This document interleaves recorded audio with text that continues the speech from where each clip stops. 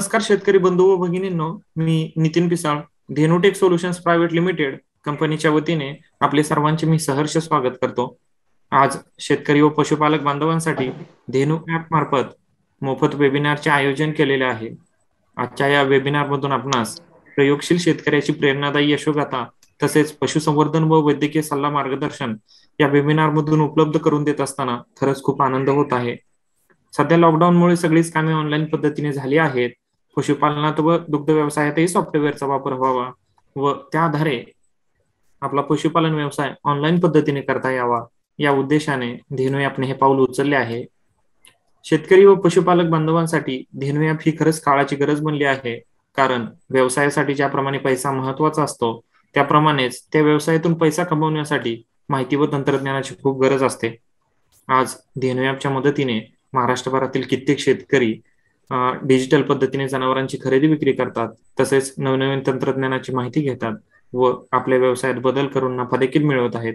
तरी आपण सर्वांनीही धेनु ॲपचा पुरेपूर वापर करावा व आपल्या दुग्ध व्यवसायात वाढ करावी, तसेच इतर पशुपालकांनाही त्याचे महत्त्व पटवून द्यावे। धेनु ॲप बद्दल सांगायचं झालं तर धेनु ॲप हे शेतकरी तसेच पशुपालक बांधवांसाठी प्ले स्टोअर वरती मोफत उपलब्ध आहे। त्याचा सर्व शेतकरी व पशुपालक बांधवांनी लाभ घ्यावा।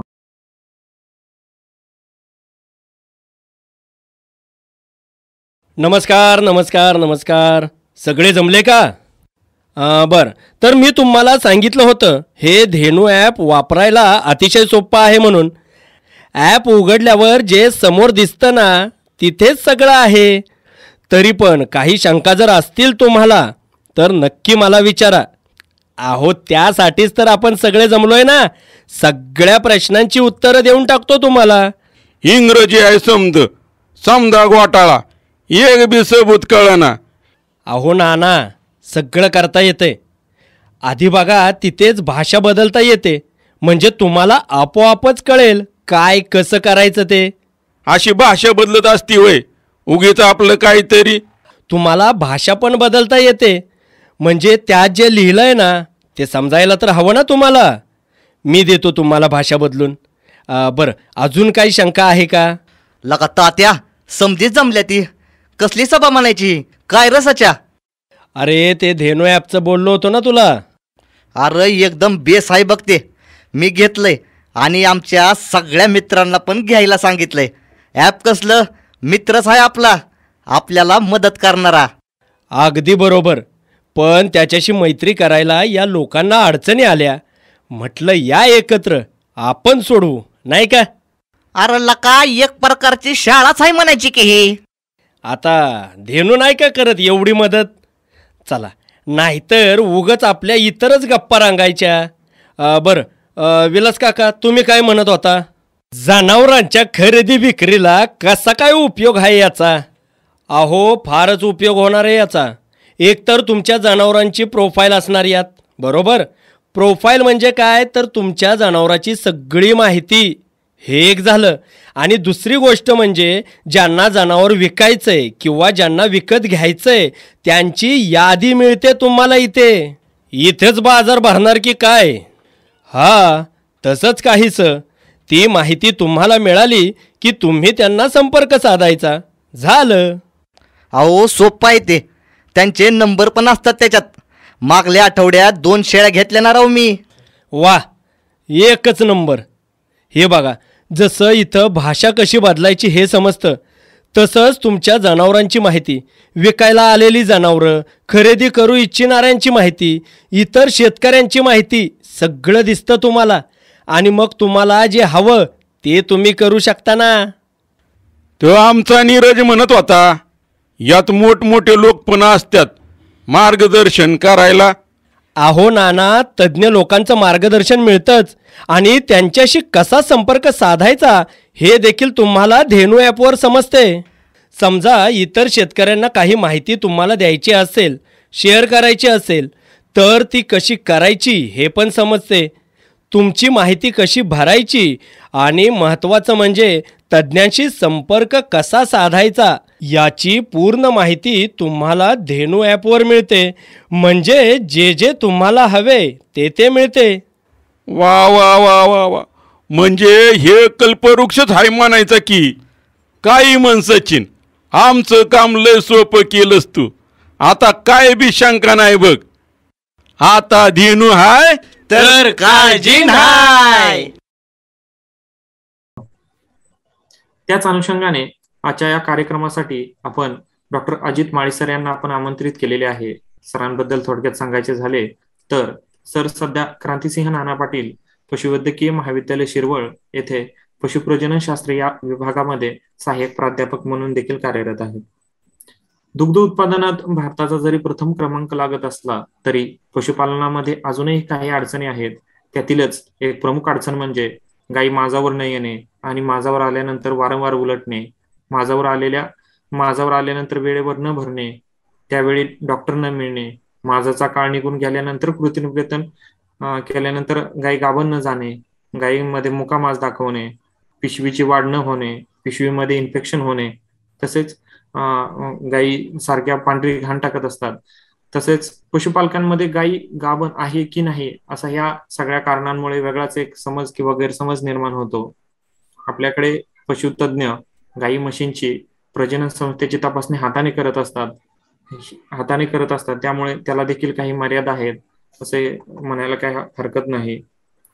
याच महत्वाच्या विषयावर बोलण्यासाठी तसेच पशुप्रजनन विषयातील शास्त्रज्ञ म्हणून नावलौकिक असलेले तसेच महाराष्ट्र शासनाचा गुणवंत पशुवैद्यक पुरस्कार आणि अशा अनेक पुरस्काराने सन्मानित झालेले डॉक्टर अजित माळी सर यांचं पुन्हा एकदा मी कार्यक्रमामध्ये खूप खूप स्वागत करतो. चला तर मग वेळ न दवडता आपण डॉक्टर माळी सर यांच्याकडून गायी म्हशींमधील कृत्रिम रेतन अयशस्वी होण्याची काय कारणे आहेत व त्यावर उपाय नक्की काय करायला हवेत या संबंधित आपण माहिती जाणून घेणार आहोत. तेव्हा धेनू टीम तसेच आपल्या सर्वांच्या वतीने मी डॉक्टर अजित माळी सर यांना विनंती करतो की सर आपण वेबिनारला सुरुवात करावी. धन्यवाद नितीन, धन्यवाद धेनू. आता जे नितीनने काही सांगितल्या गोष्टी खूप महत्त्वाच्या गोष्टी आहेत. आपण ज्यावेळेस पशुपालन हा व्यवसाय करतोय, हा व्यवसाय फायदेशीर होण्याकरता आपल्याला बऱ्याचशा गोष्टी किंवा बऱ्याचशा अडचणी आपल्याला आपल्या व्यवसायामध्ये येत असतात. तर या व्यवसायामधल्या काही अडचणीबाबत आपण चर्चा करणार आहोत. आणि या अडचणीबाबत चर्चा करत असताना नितीनने जर सांगितले की मी क्रांतिसिंह नाना पाटील पशुवैद्यकीय महाविद्यालय शिरवळ इथे कार्यरत आहे आणि हे पश्चिम महाराष्ट्रात आणि उत्तर महाराष्ट्र या दोन विभागासाठी कार्यरत असलेलं एक अग्रगण्य राज्यातील नव्हे तर देशातील एक अग्रगण्य महाविद्यालय आहे. आणि शेतकरी पशुपालक आणि एक चांगली पिढी पुढील पशुपालकांसाठी निर्माण करणे या महाविद्यालयाचं उद्दिष्ट आहे. हे महाविद्यालय जे आहे ते महाराष्ट्र पशु मत्स्य विज्ञान विद्यापीठ अंतर्गत कार्यरत आहे. तर आज आपण एक महत्वाच्या विषयावर चर्चा करणार आहे, गायी म्हशीमधील कृत्रिम रेतन अयशस्वी होण्याची कारणे. म्हणजे गायी म्हशीमध्ये कृत्रिम रेतन करणे आणि कृत्रिम रेतन केल्यानंतर गायी 21 दिवसांवर परत मादावर येणे किंवा काही गायी किंवा म्हशी 42 दिवसांना मादावर येतात किंवा काही गाभण न राहता मादावर येत नाहीत. मग अशा वेळेस आपला पशुपालक जो असेल ते गायी 3 महिन्याने किंवा 4 महिन्याने चेक करतात किंवा काही 2 महिन्याने करतात, तर काही चेकच करत नाहीत.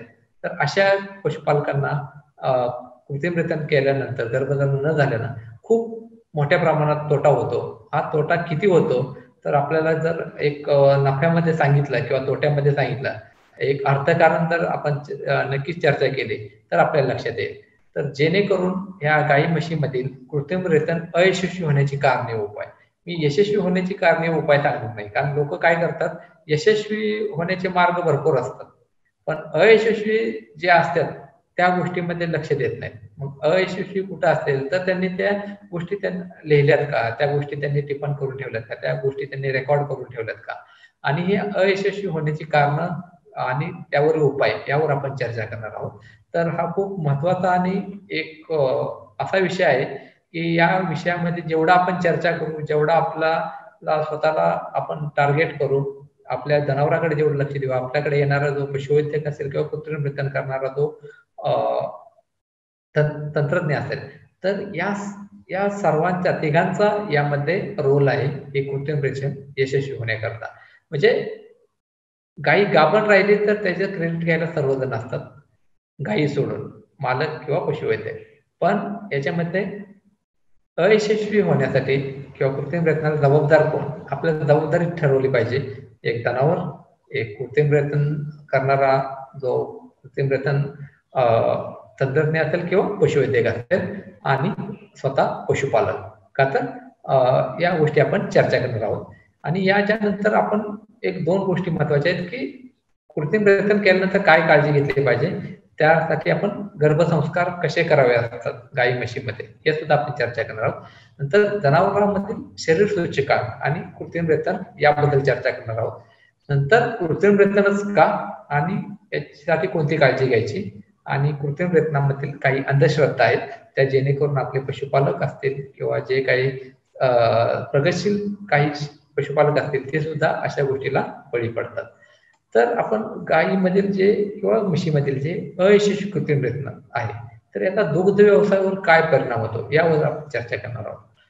आपण सर्वजण म्हणतो की भारत हा दूध तयार करण्यामध्ये एक अग्रगण्य देश आहे. म्हणजे आपण पूर्ण जगामध्ये सर्वात जास्त दूध उत्पादन करतो.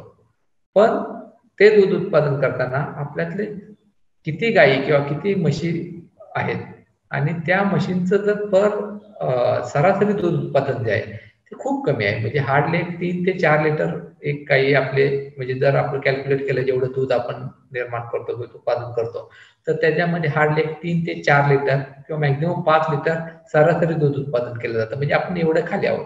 म्हणजे कमीत कमी 10 ते 15 लिटर दूध तयार करणाऱ्या तरी आपल्या सरासरी गायी तयार झाल्या पाहिजेत. आणि ह्या तयार करण्यासाठी आपल्याला संकरीकरण महत्वाचं आहे किंवा ज्या देशी गायी असतील तर त्या देशी गायीमध्ये कमीत कमी 10 लिटर दूध देणाऱ्या गायी आपल्याला निवडल्या पाहिजेत.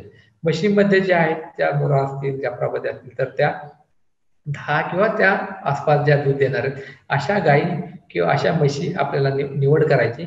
आणि अशा गायी म्हशींची ज्यावेळेस आपण निवड करेल तर त्यावेळेस आपल्याला ज्यावेळेस आपल्या गायी म्हशींमधलं ज्या कालवडी असतील किंवा रेड्या ज्या असतील आपल्या गोट्यामध्ये तयार होणार आहेत तर त्याच्यापासून आपल्याला जे काही नवीन पैदास निर्माण होणार आहे तर ती नवीन पैदास जी तयार करणार आहे आपण तर त्या पैदाशीमध्ये आपल्याला कृत्रिम रेतन करून आपल्याला उच्च प्रतीचा जो वळू असतोय त्या वळूचं सिमेंट वापरून आपल्याला त्यांचं संकर घडवून आपल्याला पुढची पिढी निर्माण करायची असते.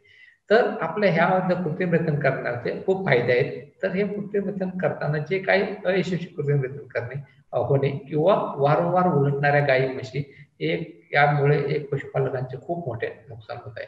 आणि कृत्रिम रेतन करताना किंवा कृत्रिम रेतनाची वेळ आणि जनावरांच्या गर्भाशयामध्ये कोणते प्रकारचं इन्फेक्शन नाही ना या सर्व गोष्टी अवलंबून असतात. तर यामुळे होणारं नुकसान खूप आहे. हे नुकसान आपल्याला लक्षात जर कधी येईल जर आपण ते व्यवस्थित त्यावर लक्ष दिलं तर कृत्रिम रेतन अयशस्वी म्हणजे काय तर गायी म्हशी जे आपण मागाशी बोलल्या त्याप्रमाणे की 21 दिवसांना परत मादावर येतात किंवा काही 42 दिवसांना येतात किंवा काही मादावर येत नाहीत. आपण एक साधारणतः एक उत्पादन खर्च पकडला की गायीच्या व्यवस्थापनाचा खर्च, गायीच्या औषधाचा खर्च किंवा गायीच्या आपल्या चाऱ्याचा खर्च, खुराकाचा खर्च तर आपले एक 10 ते 15 लिटर जी दूध देणारी गायी आहे ती तर प्रतिदिन जो खर्च आहे तो 300 रुपये आहे. ओके, म्हणजे काही ठिकाणी जास्त असेल काही ठिकाणी अजून कमी असेल. तर एक आपण एक टेंटेटिव्ह एक 300 रुपये पकडू. तर एक दिवस किंवा 21 दिवस आपले जर नुकसान होत असेल 21 दिवस जाणार असेल तर आपलं किती नुकसान होते ते कॅल्क्युलेट करा. म्हणजे साधारणतः 21 म्हणजे 6,300 रुपये आपलं फक्त एक कृत्रिम रेतन वाया गेल्यानंतर आपला तो उत्पादन खर्च वाढणार आहे. आपल्याला भारतामध्ये किंवा आपल्या राज्यामध्ये जे काही कृत्रिम रेतन होत आहे ते संख्यात्मक नको आहे, आपल्याला गुणात्मक हवं आहे. आपल्याला जास्तीत जास्त कन्सेप्शन रेट किंवा जास्तीत जास्त गर्भधारणा झाली पाहिजे. आणि यासाठी आपला पशुपालन, आपलं जनावर आणि कृत्रिम रेतन तंत्रज्ञ किंवा पशुवैद्यक या तिघांची एकत्रित जबाबदारी आहे. आणि एकत्रित जबाबदारी आपल्याला कधी शक्य होईल तर ती आपण जर तिघांनी मिळून काम केलं तर एक साधारणतः एक टेंटेटिव्ह मी इथे एक खर्च मांडलेला आहे. त्या खर्चामध्ये तुम्हाला लक्षात येईल की साधारणतः आपल्याला 6,300 पासून 8,600 किंवा 12,900 रुपये एवढा खर्च 1, 2 किंवा 3 वेळा काही किंवा म्हैस उलटल्यानंतर होतो. तर यामध्ये तर आपला फक्त खर्च आहे, या व्यतिरिक्त कृत्रिम रेतनाचा खर्च आहे. आणि नंतर या कालावधीत जे काही वंध्यत्व आल्यामुळे जे काही भाकड काळ वाढणार आहे किंवा वंध्यत्व उपचारासाठी औषधोपचारासाठी लागणारा जो खर्च आहे तो अजून वाढणार आहे. आणि याच्यामधून सगळं जे आपलं जे दूध उत्पादन त्या काळातलं जे आपलं मायनस होणार आहे किंवा जे आपल्याला वजावट करावं लागणार आहे तर ते ओव्हरऑल आपल्याला सगळ्या बाजूने आपल्याला हा व्यवसाय आपल्याला तोट्याचा होतो. त्याच्यामुळं आपल्याला 1 किंवा 2 वेळा जी गाय उलटते त्याचा आपल्याला साधारणतः आपलं किती नुकसान होतं हे आपण कॅल्क्युलेट केलं पाहिजे. आणि नक्कीच आपल्याला त्याच्यानंतर आपल्याला लक्षात येतं की आपल्याला याच्यामध्ये खूप मोठ्या प्रमाणात नुकसान होत आहे. ओके, तर याबद्दल आपण चर्चा करणार आहोत. तर साधारणतः अयशस्वी कृत्रिम प्रयत्नाला जबाबदार कोण आहेत? एक महत्वाचा मुद्दा म्हणजे गायी किंवा म्हैस. जर त्या गायीचा शरीर सूचकांक व्यवस्थित नसेल, गायीला व्यवस्थित पोषण मिळत नसेल, गायीला व्यवस्थित चारा मिळत नसेल, तर गायीला व्यवस्थित आपण जो खुराक असेल तो देत नसेल, गायीला आपण मिनरल मिक्सचर देत नसेल, किंवा काही गायी म्हशी मुकामाच करतात. ओके, आणि काही गायी म्हशीमध्ये प्रजनन क्रिया व दूध उत्पादनाचा ताण असतोय, तर त्यामुळे गायी माज दाखवू शकत नाहीत, किंवा काही गायी म्हशीमध्ये प्रजनन संस्थेचे विकार होतात. म्हणजे शरीर सूचकांक व्यवस्थित नसेल, काही गायी मुकामात दाखवतात, काही गायींच्या मध्ये तणाव असतोय उत्पादनाचा आणि प्रजनन क्रियेचा, किंवा काही गायीमध्ये प्रजनन संस्थेचे विकार असतात.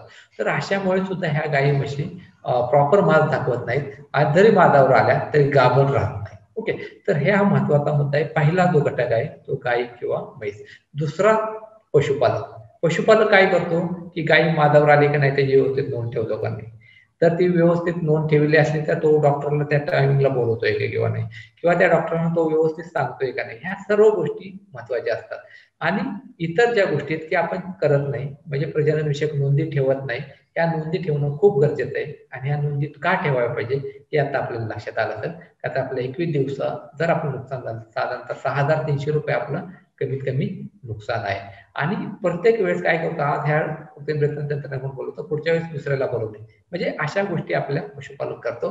तर कृपया करून जो आपल्याकडे जो रेग्युलर कृत्रिम प्रयत्न तंत्रज्ञान किंवा पशुवैद्यक असतील जो येत असतील, तर त्यांच्याशी व्यवस्थित चर्चा करून आपल्याला पहिल्याच कोणती करायची, मादाची लक्षणं कशी आहेत, या सर्व गोष्टीवर चर्चा करून मग त्यांना कृत्रिम प्रयत्न करायला सांगायचं. आल्या लगेच त्यांनी लगेच स्ट्रॉ काढून लगेच भरायचं नाही, अशा गोष्टी आपल्या पशुपालकांनी लक्षात ठेवायच्या. ओके, याच्यानंतर आपल्याला कृत्रिम प्रयत्न तंत्रज्ञ किंवा पशुवैद्यक या तिसरा जो घटक आहे त्यांची जबाबदारी. म्हणजे एक महत्वाचा म्हणजे त्यांच्याकडे जे वीर्य मात्रा असतात किंवा सेमी स्ट्रॉ असतात त्या व्यवस्थित जो लिक्विड नायट्रोजनचा कंटेनर असतो त्यामध्ये ते व्यवस्थित ठेवतात का, त्याची वेळोवेळी ते चाचणी करतायत का, किंवा चुकीच्या पद्धतीने कृत्रिम प्रयत्न करणे, किंवा गायी मादावर नसताना कृत्रिम प्रयत्न करणे, किंवा गायी कृत्रिम प्रयत्न करताना काही वेळेस गर्भाशयाच्या मुखाला इजा पोहोचते त्यामुळे, किंवा गर्भाशयाचा दाह होऊ शकतो, किंवा स्त्री बीजांडाचे इतर विकार न ओळखता कृत्रिम प्रयत्न करणे. म्हणजे या सर्व गोष्टीमध्ये आपले गायी म्हैस पशुपालक आणि कृत्रिम प्रयत्न हा त्रिवेणी संगम जर झाला तर आपल्याला हा कृत्रिम प्रयत्न यशस्वी होईल. अदरवाईज आपल्याला हा एक अयशस्वी कृत्रिम प्रयत्न, आणि ह्याला जबाबदार आपण तिघे आहोत, गायी म्हैस पशुपालक आणि कृत्रिम प्रयत्न. याच्यामध्ये गायी म्हशीचा रोल खूप कमी आहे, याच्यामध्ये पशुपालक आणि कृत्रिम प्रयत्न यांचा रोल आहे. का तर गायी म्हशीला आपण ज्या पद्धतीनं खायला देणार, ज्या पद्धतीनं आपण त्याचं व्यवस्थापन करणार आहे त्या पद्धतीनं ती चांगल्या पद्धतीनं माल दाखवणार. फक्त आपल्याला त्याच्या व्यवस्थित माल दाखवते का नाही आणि प्रॉपर ती मादाची लक्षणं आहेत का नाही ते दाखवल्यानंतर आपल्याला कृत्रिम प्रयत्न किंवा तंत्रज्ञ किंवा पशुपालक वैद्यकांना बोलवायचं आहे. तर यामध्ये एक महत्वाचा घटक आहे की गर्भसंस्कार. गर्भसंस्कार जसं आपलं माणसामध्ये जास्त आहे, ते रेग्युलर गर्भसंस्कार आपण गेली 50 वर्षापासून गाई म्हशीमध्ये करतोय, बरोबर. का तर सिद्ध वळूपासून जे काही वीर्यात किंवा जे आपण सेमी स्ट्रॉ तयार करतोय ते त्याच्या व्यवस्थित प्रोजेनिक टेस्टिंग होतात आणि ते आपल्याला मार्केटमध्ये येतं, किंवा पशुवैद्यकांच्या दवाखान्यात येतं, किंवा आपल्या शासकीय दवाखान्यात येतं, आणि त्याच्या सर्व टेस्ट झालेल्या असतात आणि ते एक सिद्ध वीर्य असते, त्याच्यामुळे त्याच्यापासून जी पैदास होणार असते त्याच्या पूर्ण टेस्ट केलेल्या असतात. म्हणजे 50% गर्भसंस्कार हा ऑलरेडी झालेला असतो जर आपण कृत्रिम प्रयत्न करणार असेल तर. 50% जो पार्ट आहे तो आपला गायीवर करायचा असतोय, त्या गायीमधल्या गर्भसंस्कार करायचा असतोय. का तर सुटणाऱ्या गायीच्या स्त्रीबीजांडामधून ते चांगल्या पद्धतीचं असलं पाहिजे, ते एवढं चांगलं असलं पाहिजे की जे काही आपण शुक्राणू सोडणार आहोत कृत्रिम प्रयत्न करताना, तर त्याचं प्रॉपर मिलन होऊन आपल्याला चांगल्या पद्धतीची पुढची कालवड, म्हणजे आता काही पद्धतीने सॉर्टेड स्ट्रॉ पण उपलब्ध आहेत, म्हणजे लिंग वर्गीकृत सेमी स्ट्रॉ उपलब्ध आहेत, तर त्याचा सुद्धा उपयोग करून आपल्याला फक्त मादी वास्त्र किंवा कालवडी तयार करणं किंवा रेडा तयार करणं पण शक्य झालेलं आहे. म्हणजे या सर्व गोष्टीमध्ये आपल्या पशुपालकांची खूप जबाबदारी आहे, का तर गायीला कुठल्याही प्रकारचा ताणतणाव नसला पाहिजे. गायीला कुठल्याही प्रकारचा ज्यावेळेस आपण कृत्रिम रेतन करणार त्यावेळेस कुठल्याही प्रकारचा त्रास नाही झाला पाहिजे आणि तणाव विरहित आपण गायी म्हशी असेल, तिला चांगला शरीर सूचकांक असेल, तिला कोणत्याही प्रकारचा विकार नसेल, तर नक्कीच तिच्यापासून जे स्त्रीबीज सुटणार तिच्या स्त्रीबीजांना ते अत्यंत चांगल्या क्वालिटीचं असणार आहे आणि ज्यावेळेस आपण कृत्रिम रेतन करणार आहोत तर त्यावेळेस ते स्त्रीबीज आणि जे शुक्राणू आहे त्याचं मिलन होणार आहे आणि आपल्याला एक नवीन वासरू किंवा नवीन प्रेग्नन्सी आपल्या गायीमध्ये तयार होणार आहे. म्हणजे हे गायीमधील गर्भसंस्कार खूप महत्वाचे आहे आणि काही पशुपालक करतात पण अजूनही काही पशुपालक त्यावर दुर्लक्ष करतात आणि त्यामुळे त्यांना खूप मोठ्या प्रमाणात नुकसान होतं.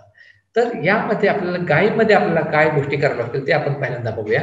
का तर या सुलभ प्रजनन व्यवस्थापन हा खूप महत्वाचा विषय आहे आणि याच्यामध्ये आपल्याला महत्वाचं आपण काय करतो तर आपल्याला जी काही गायी किंवा म्हशी असतील ती कमीत कमी वयामध्ये साधारणतः मी एक बघतो की कमीत कमी वयामध्ये ती मादावर आली पाहिजे. नंतर तिचं ऋतुकाल चक्र हे प्रॉपर पाहिजे.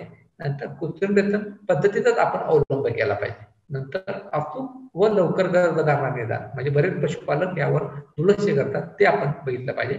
आणि शेवटचा मुद्दा आपण गाभण काळातील व्यवस्थापन म्हणजे ह्या सर्व गोष्टी ज्या निगडीत आहेत त्या आपल्या गायी म्हशीमध्ये आहेत आणि ह्या गाय म्हशी जर व्यवस्थित असतील, कुठल्याही प्रकारचं त्यांना तणाव विरहित वातावरणात जर राहत असतील, चांगल्या प्रकारचं त्यांना पोषण असेल, खुराक असेल, मिनरल मिक्सरचं जर व्यवस्थित सप्लिमेंटेशन असेल तर आपल्याला चांगल्या पद्धतीनं जे आपण सुलभ प्रजनन व्यवस्थापन होईल आणि वर्षाला एक वेद ही संकल्पना आपण आपल्या गोठ्यामध्ये राहू. बरोबर, म्हणजे आपल्याला वर्षात एक वेद घ्यायचंय याने आपलं टार्गेट असलं पाहिजे. हे पशुपालकांनी सर्वांनी आता लिहून ठेवा. आणि आपल्याला हे वर्षाला एक वेद घेताना आपल्याला एक साधारणतः एक 10 वर्षाचा आपल्याला पाहिजे आपल्याला हे वर्षाला एक वेद घेताना आपल्याला हा जो कालावधी वर्षाला आपण ज्यावेळेस एक वेद घेतो आणि आपल्याला 10 वर्षामध्ये आपल्याला मॅक्झिमम 9 वेद मिळू शकतात. बरोबर, का तर वर्षाला एक वेद जर आपण घेतला आपल्याला ती गायी आपल्याला फायदेशीर असणार आहे किंवा फायदेशीर तिथं फायदाक्षम आयुष्य असणार आहे. तर त्यावेळेस आपल्याला गायी किंवा म्हशीमध्ये आपल्याला एक 9 वेत गायीमध्ये आणि 8 वेत म्हशीमध्ये आपलं टार्गेट असलं पाहिजे. जर आपले नुकसान झालं तर आपली एक कालवड कमी होणार आहे आणि आपलं एक 300 दिवसाचं दूध कमी होणार आहे. तर एक कालवड गेली तर 300 दिवसाचं जर दूध तुम्ही बघितलं तर 300 गुणिले 10 लिटरची गायी आपण पकडली तर 3000 रुपये लिटर दूध आणि एक 25 रुपये किंवा 20 लिटरच पकडा तर साधारणतः आपलं 60,000चं नुकसान होत आहे फक्त दुधाचं. आणि एक कालवड गेली तर 40,000ची एक कालवड गेली तर साधारणतः आपलं 1 लाखाचं नुकसान आपलं एक कालवड गेल्यामुळं होत आहे. ओके, तर ही एक गोष्ट आपल्याला माहिती पाहिजे. मग आपल्याला वर्षाला एक वेद घ्यायचा असेल तर ती आपली गायी किंवा म्हैस विल्यानंतर 60 ते 90 दिवसात मादावर आली पाहिजे आणि पहिल्या किंवा दुसऱ्या मादात ती गाभण राहिली पाहिजे. ओके, मग आपल्याला ज्यावेळेस ही गायी किंवा म्हैस विल्यानंतर 60 ते 90 दिवसामध्ये मादावर येऊन गर्भधारणा होण्यासाठी आपल्याला त्याची व्यवस्थित काळजी घेतली पाहिजे आणि ती जी काळजी आपण व्यायच्या अगोदरपासून घेतली पाहिजे. म्हणजे व्यायच्या अगोदर तिला कसल्याही पद्धतीचा कसला ताण नसला पाहिजे. व्यायच्या अगोदर 2 महिने जे काही वासराची जी व्यवस्थित वाढ होत असते त्यासाठी व्यवस्थित आपल्याला जो काय ट्रान्झिशन डाएट आहे किंवा ट्रान्झिशन फीड आपण म्हणतो ते स्पेसिफिक दिलं पाहिजे. विताना कुठल्याही प्रकारची अडचण नाही आली पाहिजे. वेल्यानंतर कुठलाही प्रकारचा त्या गायीला त्रास नसला पाहिजे किंवा कुठल्याही प्रकारे आजार नाही झाला पाहिजे, वार व्यवस्थित पडली पाहिजे. ह्या सर्व गोष्टी जर झाल्या तर नक्कीच आपल्याला ही गायी 45 ते 60 दिवसात मादावर येते आणि एक 90 दिवसापर्यंत ते गाभण राहते आणि आपलं जे टार्गेट आहे वर्षाला एक वेळ हे आपलं नक्कीच गायीचा गाभण काळातील आणि प्रस्तुतीच्या काळात आपण योग्य काळजी घेतल्यामुळे नक्कीच आपल्याला फायदा होतो.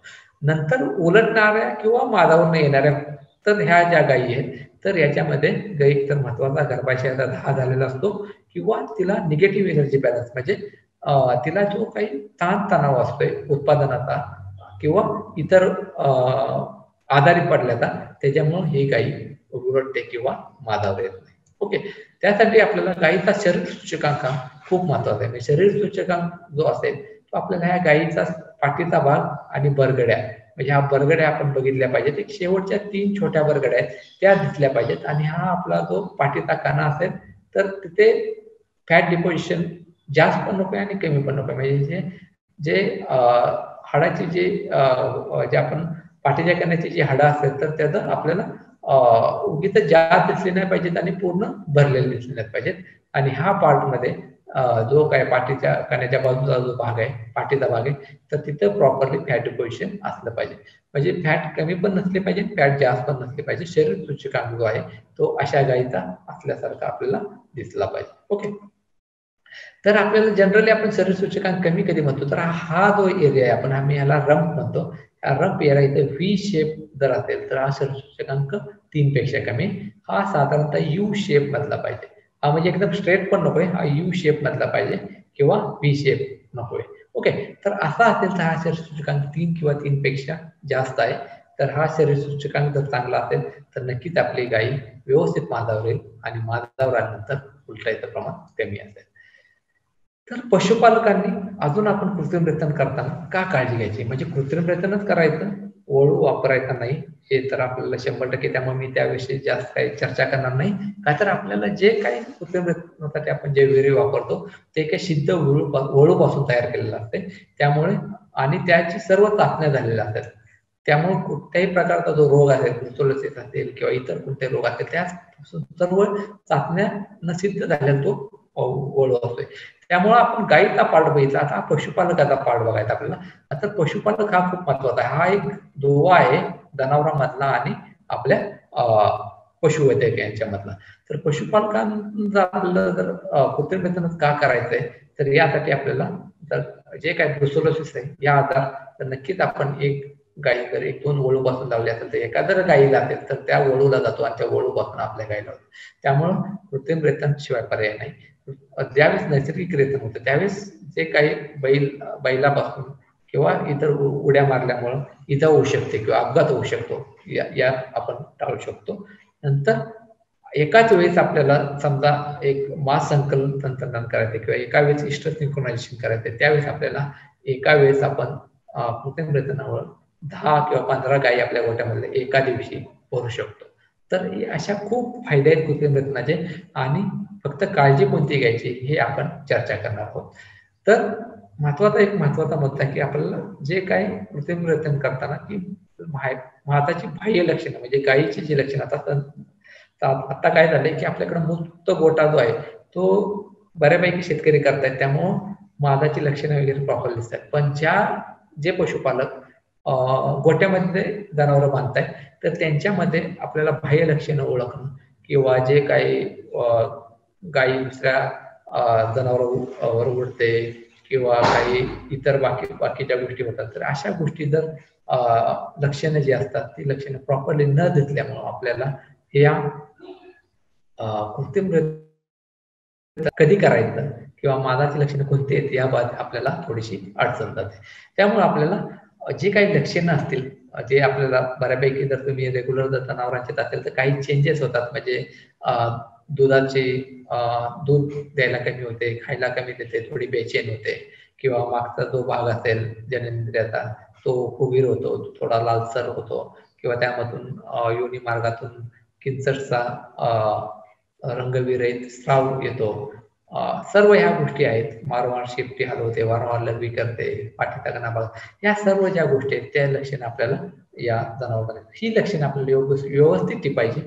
जनरली गाई सकाळी मादावर येते पहाटे, ज्यावेळेस तुम्ही दूध काढणार असाल सकाळी त्यावेळेस लक्षात येतं तुमच्या किंवा संध्याकाळी 3 ते 4 म्हणजे 60 ते 65% जनावरे सकाळी मादावर येतात आणि 30 ते 35% दुपारी 2 ते 3च्या दरम्यान मादावर येतात. त्यामुळे हा कालावधी आपण थोडस आपल्या जनावरांच्याकडे व्यवस्थित लक्ष दिलं पाहिजे. बरोबर. नंतर गायीनं मात दाखवल्यानंतर गायीचा जो स्त्राव असेल जो किंवा सोट असेल तो एकदम चकचकीत म्हणजे पांढरा शुभ्र म्हणणार नाही मी, काचेसारखा. ओके. पांढरा कलर असेल तर स्वच्छ मादाचा सोट असला पाहिजे, रंगविरहित. आणि तर अशा प्रकारचा जर सोट असेल थोडासा गडूळ किंवा लालसर किंवा पिवळसर, तर अशा वेळेस गायीच्या गर्भाशयामध्ये काहीतरी इन्फेक्शन आहे, त्याला आपण गर्भाशयाचा घा म्हणतो. आणि यामुळे नक्कीच आपल्याला त्यावेळेस आपल्याला कृत्रिम रेतन करायचं नाहीये. पशु वैद्यक जे येणारे त्यांना सांगायचं आहे की जो गायीचा जो सोट चांगल्या प्रकारचा नाही आणि आपल्याला यावेळेस उपचार करून त्या पशुवैद्यक यांच्याकडून घ्यायचं आहे. म्हणजे आपल्याला हे जी लक्षणं आहेत ती प्रॉपरली आपल्याला येणाऱ्या पशुवैद्यकांना सांगायची आहेत. तसंच ज्यावेळेस मुकामात जे असतील जनावर दाखवतात त्यामध्ये बरेचशी जे जनावर असतात ते मादावर येतात पण ते ठळक लक्षणं दाखवत नाही. तर अशा गायींसाठी आपल्याला व्यवस्थित आपलं रेकॉर्डिंग असलं पाहिजे आणि ज्या काही बाकीची इतर जे दूध कमी होणे किंवा चारा कमी करणे खाणे किंवा इतर ज्या गोष्टी आहेत तर त्यासाठी आपल्याला त्या बाह्य लक्षणावरून किंवा इतर थोड्याशा ज्या बदलावरून आपल्याला लक्ष ठेवायचं असते आणि प्रॉपर रेकॉर्ड करून ठेवायचं असते जेणेकरून आपण मुकामात ह्या प्रॉपर ओळखू शकतो आणि ही सर्व जबाबदारी आपल्या पशुपालकाची आहे. आणि जर मुक्त गोटा केला तर नक्कीच तुम्हाला मुक्कामात ओळखणं अजून शक्य होतं का तर काही चांगल्या प्रकारे मादाचे लक्षण दाखवते. नंतर माद ओळखला माद ओळखल्यानंतर मी पशु वैद्यकांना कधी बोलवणार प्रयत्न करणार. ओके, या मादामध्ये पण भरायचे नाही आणि शिळ्या मादामध्ये पण भरायचे नाही. ओके, तर आपल्याला गाई मादावर आल्यानंतर साधारणतः 14 ते 18 तासामध्ये तिला मूत्रविसर्जन करायचं. बरोबर, म्हणजे जर सकाळी गाई मादावर आल्या तर सकाळी 2 ते 3 वाजता मादावर येते. ओके, तर तिला बरोबर संध्याकाळी 4 ते 5 वाजता भरायची. ओके, आणि जर संध्याकाळी मादावर आले तर दुसऱ्या दिवशी सकाळी भरायची गाईच्या बाबतीत. म्हशीमध्ये जरा थोडस एक 4-5 तास जर उशिरा जर भरला तर अजून चांगलं. ओके, तर अशा पद्धतीमध्ये आपल्याला एक योग्य वेळ प्रतिबंधाची ही ठरवली पाहिजे आणि हे आपण पशुपालकच यासाठी जबाबदार आहे. म्हणजे उगीच सकाळी मादावर आले की लगेच सकाळीच बोलवायचं नाही, त्याला संध्याकाळी बोलवायचं आणि संध्याकाळी मादावर असतं संध्याकाळी बोलवायचं नाही, तिला दुसऱ्या दिवशी सकाळी बोलवायचं. आणि पशुवैद्यक जे येणार किंवा कृत्रिम तंत्रज्ञान जो आपल्या गोट्यामध्ये गायीचे कृत्रिम करण्यासाठी आलेला आहे त्याला सर्व मादाची लक्षणं व अनुषंगिक माहिती सर्व द्यायची जेणेकरून तो त्यांना कुठल्याही गोष्टीमध्ये कृत्रिम वेतन करावंच लागेल. म्हणजे अशा पद्धतीने आपण त्यांना माहिती द्यायची. अदरवाईज जर चुकीची माहिती दिली किंवा गर्भाशयाचा दाह असेल तर अशा वेळेस जर चुकून जर त्यांनी तुमच्या चुकीच्या माहितीमुळे जर कृत्रिम वेतन केलं नक्कीच पशुवैद्यक जे असतील किंवा कृत्रिम तंत्रज्ञान असतील ते नक्कीच आल्यानंतर तुमचे व्यवस्थित कृत्रिम च्या विषयी ज्या तुमची जी गाई किंवा म्हैसे प्रॉपरली मादा आहे का नाही ते बघतीलच. पण या बाबीमध्ये आपल्याला जर काय त्याला जर दोष वाटला तर तो कृत्रिम करणार नाही, तर त्यावेळेसचा मास सोडणार किंवा काही जो आवश्यक जो उपचार आहे तो करेल. तर आपल्याला कृत्रिम रतन केल्यानंतर आपल्याला जो काही वळूचा जो नंबर आहे तो लिहून ठेवायचा आहे. त्या वळूच्या उत्पादनाची किती उत्पादन देते, वळूच्या ज्या कालवडी त्या किती उत्पादन देते किंवा त्याच्या आईचं किती उत्पादन आहे या सर्व बाबी त्यांच्याकडं असतात तर त्या आपण टिपून ठेवायच्या. नंतर कृत्रिम रतन केल्यानंतर आपण जो वळूचा नंबर तारीख ही व्यवस्थित लक्ष ठेवायची. तर आपल्याकडे ऍप असेल तर ऍपचा वापर करत असेल, काही ऍप पण उपलब्ध आहे, देणूचं पण ऍप आहे, तर ऍपमध्ये पण तुम्ही एंट्री करू शकता आणि 21 दिवस किंवा 42 दिवस 2 वेळा बघायचं गाई माल दाखवते का नाही आणि नंतर एक 60 दिवसांना तरी कमीत कमी आपल्याला ही गाई किंवा म्हैस ते गर्भधारणा झाली का नाही ते बघून घ्यायचं आणि मगाशी सांगितल्याप्रमाणे वळूचा किंवा रेडचा आपण वापर करायचा. हे झालं पशु. आता आपल्याला कृत्रिम रेतन तंत्रज्ञान म्हणजे हे पण म्हणजे आपल्या पशुपालकाची जबाबदारी की आपल्याकडे येणारा हा कृत्रिम रेतन तंत्रज्ञान याच्याकडे जो लिक्विड नायट्रोजन आहे म्हणजे त्याचं टेम्परेचर -196 डिग्री सेल्सिअस असतं. म्हणजे एवढं कमी तापमानात ते सिमेंट स्ट्रॉ ठेवलेले असतात का तर त्या तापमानात ते चांगल्या प्रकारे राहू शकतात. तर हे सर्व ज्या गोष्टी आहेत त्या ते व्यवस्थित ठेवतोय का किंवा त्याच्यामध्ये प्रॉपरली त्यांच्याकडे जे काही सर्व ज्या आवश्यक गोष्टी आहेत त्या व्यवस्थित ठेवलेल्या आहेत का याबाबत पण आपण चर्चा करणार आहोत. का तर कृत्रिम रेतन तंत्रज्ञानाचा पण यामध्ये मेजर रोल आहे. तर यामध्ये आपल्याला महत्वाचं म्हणजे जे पाणी देणार आहे आपण ते पाणी स्वच्छ द्यायचंय, गरम केलेलं द्यायचं. म्हणजे कुठल्याही कृत्रिम रेतन तंत्रज्ञान जर आपल्याकडे आला असेल तर त्याला चांगलं पाणी द्यायचंय, पसरट भांडं द्यायचंय सिमेंट थॉ करण्यासाठी. ओके, नाहीतर काही काय करतात, काही कृत्रिम रेतन तंत्रज्ञान काय करतात येतात आणि पाण्यामध्ये थॉईंग न करता हातावर थॉ करतात आणि कृत्रिम रेतन करून जातात. तर अशा वेळेस आपलं गायीमध्ये उलटण्याचे चान्सेस जास्त असतात. तर त्यामुळं आपण पशुपालक म्हणून आपली एक जबाबदारी आहे की पाण्यानं थॉईंग केल्याशिवाय म्हणजे 37 डिग्री टेम्परेचरमध्ये एक 30 सेकंद ठेवायचं असतंय. ते स्ट्रॉ करतो तो -196 डिग्री सेल्सिअस मधनं तो एक जर त्याच्यामधले जर ते शुक्राणू असेल तर ते व्यवस्थित ठेवायचे असेल तर ते आपल्याला त्या टेम्परेचरला 30 सेकंदासाठी ठेवायला लागतात पाण्यामध्ये आणि त्याच्यानंतर आपल्याला तो स्ट्रॉ जो असेल तो ते त्यांची EI गन असते त्यामध्ये भरतात आणि त्यामुळे कृत्रिम रेतन करतात. ओके, म्हणजे ह्या सर्व गोष्टी आहेत त्या खूप महत्वाच्या आहेत आणि कृत्रिम रेतन तंत्रज्ञान करताना या सर्व गोष्टीमध्ये आपल्याला बघणं गरजेचे आहे. का तर हा कृत्रिम रेतन तंत्रज्ञान असेल किंवा पशुवैद्यक असेल तर वेगवेगळ्या मात्रांची हाताळणी व्यवस्थित करतोय का, साधारणतः स्वच्छता व्यवस्थित आहे का, म्हणजे जे काही स्ट्रॉ असतील किंवा शीत असतील किंवा नॅपकिन असेल किंवा नॅपकिन असेल, नंतर वेगवेगळे मात्र त्यांच्याकडे जे ठेवले त्यांच्याकडे प्रॉपर रेकॉर्ड आहे का, नंतर कृत्रिम रेतनाची योग्य वेळ आहे का, हे आपला कृत्रिम रेतन तंत्रज्ञ बघणार आहे. का तर हे सर्व कृत्रिम रेतन तंत्र असेल त्याचे काम आहे की कृत्रिम रेतनाची योग्य वेळ आहे का, प्रॉपरली माज प्रॉपर आहे का, किंवा इतर गोष्टी म्हणजे पशुपालकांनी जे काही सांगितलंय त्याचं कोरिलेशन प्रॉपरली करतोय. म्हणजे आला आणि लगेच भरून गेला हे असं आपल्याकडं नाही झालं पाहिजे. आपलं प्रश्न उत्तर झाले पाहिजेत, त्यांनी काय प्रश्न विचारले पाहिजेत, आपण काय त्यांना प्रश्न विचारले पाहिजेत आणि त्याच्यानंतर जर निरोगी गायीची प्रजनन संस्था असेल तर नक्कीच आपल्याला त्यामध्ये जास्तीत जास्त गर्भधारणा मिळते. तर अशा वेळेस आपल्याला कृत्रिम रेतन तंत्रज्ञान असेल तर त्याला चांगल्या पद्धतीनं चर्चा करून आपल्याला कृत्रिम रेतन करायचं आहे. तर याच्यामध्ये मोस्ट प्रॉब्लेम काय होतो की आपल्याकडे थॉईंग जे असेल ते मग सांगितल्याप्रमाणे की थॉईंग प्रॉपरली करत नाहीत, हातावर थॉईंग करतात. तर कृपया थॉईंग हातावर करायचं नाही, ते पाण्यातच करायचं आणि ते स्वच्छ पाणी गरम केलेलं द्यायचं आणि पसरट भांड्यात द्यायचं की जेणेकरून आपल्याला ते आपलं जे काही आपण शुक्राणू गर्भाशय असणार आहे ते उच्च प्रतीचे असणार आहे. ओके, मग आता ह्या ज्या कृत्रिम रेतन करताना ज्याच्याकडे कृत्रिम रेतनाच्या तंत्रज्ञानाच्या ज्या बाबी आहेत त्यावर आपण थोडीशी चर्चा करणार. मी यावर जास्त चर्चा करणार नाही का तर हा तांत्रिक बाब आहे आणि हा स्पेसिफिक आपण पशुपालकांना ज्यावेळी सांगणार आहे तर यामध्ये पशुपालकांनी जनरली हा स्टेप फॉलो होत आहेत का, म्हणजे आपला जो काही पशुवैद्यक येतोय किंवा कृत्रिम रेतन तंत्रज्ञ येतोय त्या गोष्टी करतोय का, ह्या सर्व गोष्टी आपण बघितल्या पाहिजेत. म्हणजे आपल्याकडे जो पशुपालक येणार आहे तो आपल्याकडे जो काही कृत्रिम रेतन तंत्रज्ञ येणार आहे तर तो आपण व्यवस्थित माहिती घेतोय का, नंतर आल्यानंतर जनावरांची योग्य ती तपासणी करतोय का, पहिल्यांदा म्हणजे जनावरांची जनरल हेल्थ प्रॉपर आहे का, नंतर मग हात टाकून गर्भाशय व्यवस्थित आहे का तो बघतोय का, आणि हे सर्व झाल्यानंतर मग तो सिमेंटचं मग पाणी मागेल, गरम पाणी मागेल, मग तो डिग्री ठेवतोय का, त्याच्याकडे तो पेपर थर्मामीटर आहे का किंवा इतर थर्मामीटरचं तापमान चेक करतोय का, थॉईंग करताना व्यवस्थित थॉईंग करतोय का, नंतर स्ट्रॉ व्यवस्थित पुसतोय का, नंतर ते गन लोड करून नंतर आपण जो काही गायीचा पाठीमागचा भाग आहे असेल, जनेंद्रचा पाठीमागचा भाग असेल त्याची व्यवस्थित स्वच्छता करून नंतर मग सिमेंट स्ट्रॉ आतमध्ये टाकून नंतर मग ते प्रॉपरली सिमेंट आतमध्ये गर्भाशयाच्या पिशवीमध्ये सोडतोय का, या सर्व बाबी आपलं कृत्रिम रेतन यशस्वी होण्यासाठी गरजेचे असतात. ओके, तर यामध्ये आपल्याला हे गायी प्रॉपर माझा व्हाय का नाही यासाठी आपण स्वतः जबाबदार असते पशुपालक म्हणून, गायीनं काय लक्षण दाखवलं असेल त्या आणि पशुवैद्यकांनी व्यवस्थित तपासणी केल्यामुळं आपल्याला नक्की गायी प्रॉपर माझा व्हाय का नाही ते लक्षण देतात आणि प्रॉपर आपण शुक्राणू आणि स्त्रीबीजाचं प्रॉपरली आपण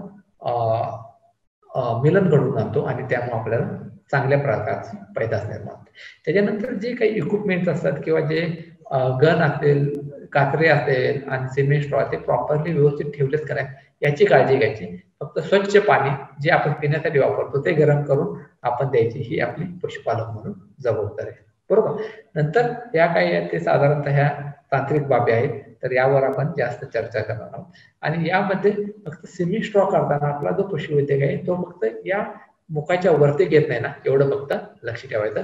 तरी वरती स्ट्रॉ घेऊन न घेता जर ते आपले पशुवैद्यक जर आपल्या कृत्रिम रेतन करत असतील आपल्याला तर ते पुढचे जे काही आपल्याकडे कृत्रिम रेतन ते चांगले होणार एवढं आपण काळजी घ्यायची. आणि अशा प्रकारचे थॉईंग फक्त पाण्यामध्ये किंवा पसरट भांड्यामध्ये करायचे. ओके.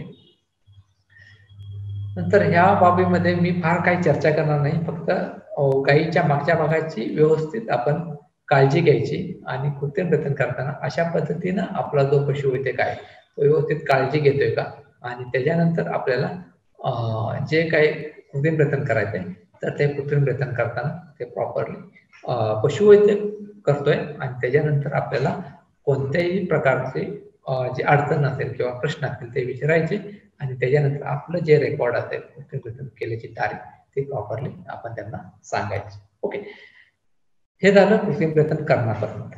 बरोबर. कृत्रिम रेतन केल्यानंतर आपल्याकडे काही अंधश्रद्धा आहेत, म्हणजे बऱ्याच गोष्टी आहेत तर आपण गायी गाभण राहण्यासाठी आपल्यातले काही लोक किंवा काही म्हणजे सुपर स्पेशलिस्ट असतात, तर त्यांना माहिती असते की गायी गाभण कशी राहते.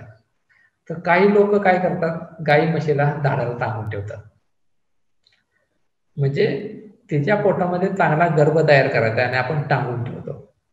सांगा बरं, जर तिला कम्फर्टनेस चांगला नसेल, तिला आपण तणावामध्ये जर सोडली असेल, तर ती गायी का गाभण राहावी, ती म्हैस का गाभण राहावी? जर पशुपालक म्हणून किंवा मालक म्हणून जर आपल्याला आपली जबाबदारी माहिती नसेल, तर तिला जेवढ्या चांगल्या पद्धतीनं जर व्यवस्थित कम्फर्ट हवेशीर वातावरणात जर तिला ठेवलं, व्यवस्थित बांधून ठेवलं, फक्त न टांगून न ठेवता, तर ती गाभण राहणार आहे. उलट टांगल्यानंतर तर उलट ती गाभण जे राहणार होती ती पण गाभण राहणार नाही आणि ते गर्भ लगेच फेकून देतात. ओके.